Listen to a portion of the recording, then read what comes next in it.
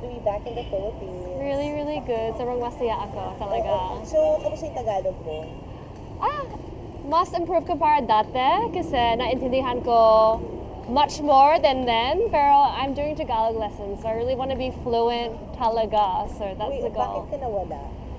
What do you mean, bakit? Walang? Yeah, why did you leave us? Oh, why did I leave? Oh my gosh. I left because I really wanted to go back and spend time. Wait, Teka, can I do that on the pod again? Yeah. Sorry. Oh my gosh, I'm like, Teka, talk to me again. Whoa. I left because I really wanted to go back and spend more time with my family and also study. So I went back, I finished my study in counseling, ministry, acting, hosting, like lahat. And now I'm back and I'm ready to build again dito. Well, how was your life in Australia when you went back? It was really good. I think it was really humbling to go back and start again. To start beauty queen ka rito. Tas, when you say humbling, what was humbling about it?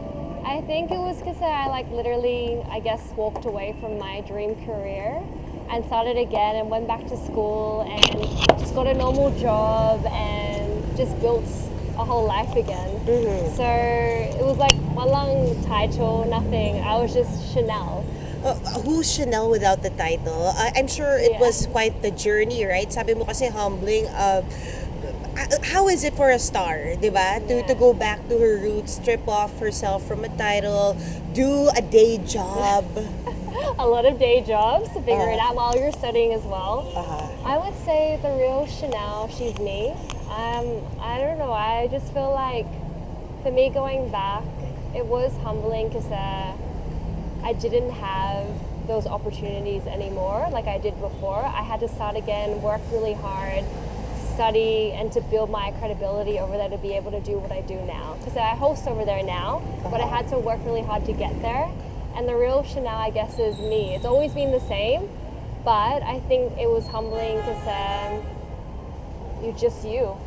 You know, I don't know. A lot of day jobs. Meron ka bang relatable day job? Nag-waitress ka ba? I worked in a grocery store during the pandemic. Imagine, diba? Grocery store. Cashier?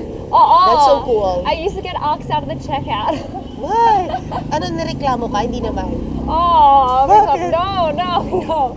So I worked there and then oh my gosh, I used to just get oxed out. Then in the end I was like, oh wag na. I joined a dating app and I put Christian deal breaker and I met my husband then mamaya. Doon mo na-meet yung husband mo sa dating app? Oo, kasi you can put Christian deal breaker. Kasi for those who don't know, I lived in Melbourne and we had the longest pandemic in the world. Like the longest. It was Di ba dito actually yun? Kala ko Pilipinas yung longest pandemic. Melbourne ba? Melbourne. We had the title. That meant we only had a 5 km radius. We could only go out for 1 hour, 2 hour a day to go grocery shopping. So that meant everyone would come to the grocery store just to hang out.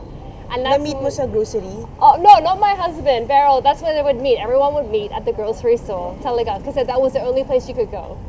And then, yung husband mo, na-meet mo sa dating app? Dating app. I was on it for 1 month and I had one rule. I wouldn't like anyone. They would have to pursue me. Because we met during the pandemic, during a time where, you couldn't meet anyone because 5 km radius.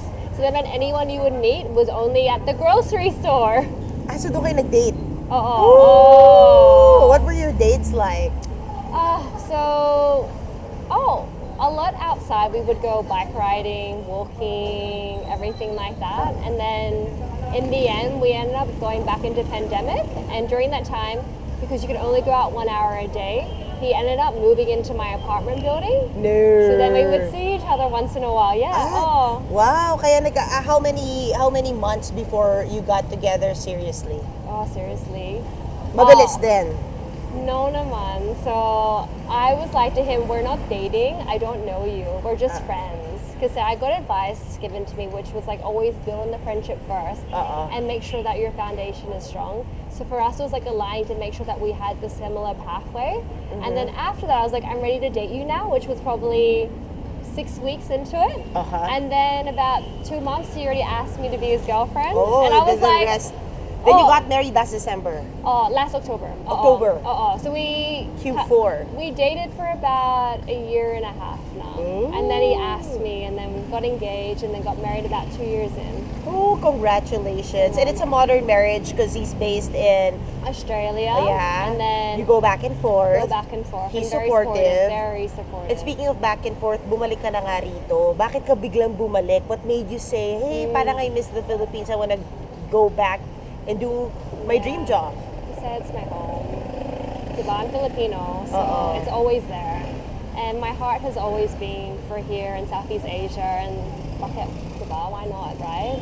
And I already have Australia. It was good for me to go back and just be with my family and start again and experience study and, you know, different day jobs, everything like that. Experience that life that I never got to do in my 20s. So I'm glad I went back, but now I feel like I'm wiser, smarter, and I'm just ready to have more balance in my life. Like I've come back now, but I'm more appreciative. So I want to balance more of my trabaho, tsaka my family here, and my kaibigan. So Oh, yeah. What do you say, or what can you say about the evolution of beauty pageants here? Kasi sabi mo, nag-Isis and Queens ka kahapon, wala ka nang kilala, ibang-iba na. Iba rin yung beauty queen ka, tapos ni-interview kita. Yeah. Iba rin yung naging co-host kita, talagang iba, putok na putok pa. Ngayon naman, malakas pa rin ang beauty pageants, pero iba na yung landscape. Well, what was your observation on your end? I would say, like, for example, I went to Binibining Filipinas, kagabi, and for us, it was like that moment where, like, I was so grateful to be a part of that experience where it was a pageant that had mainly all the titles. So if you didn't win, talaga, you'd never represent the country, diba? Like, that was the one. So during that time, I don't know, it was a very supportive and everyone was, you know, supporting each other throughout the whole process. Pero na yun, diba? Because there's madaming pageants na yun, right? I think, yeah, it is a bit iba, pero if you find your right team, the right camp that support you, I feel like you will feel supported the right way. Just use wisdom and, you know, save your para and, you know, really give it your 110% when you join. And now, a lot of controversies have gone, right, with Miss Universe and the other pageants. What's your advice to the girls who are joining now? Just focus on your path. Focus on your path. Don't get distracted. If it's meant to be for you, it's really meant to be for you. It's your destiny. Don't get distracted. That's nice. And now that you're gonna be back, I know you love to do your calling live events pala. Oo, tama. Live events. You're Gusto training ko now talaga. again, Filipino, Tagalog. Tsaka hosting, everything. Bakit live events? Kasi I do that in Australia na yun. So I worked really hard and now I host events and weddings in Australia.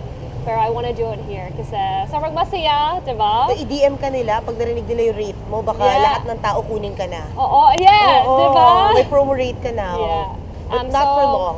Oh my Huwag mo na gosh. sabihin kung ano, Ay. i-DM ka na lang nila Oo, sa Chanel Olive. oo. Sa Chanel Olive. Dahil, magugulat sila. Sige. So, for my flat rate for weddings, Huwag mo na sabihin kung magkano. Sabihin mo na lang sa DM you.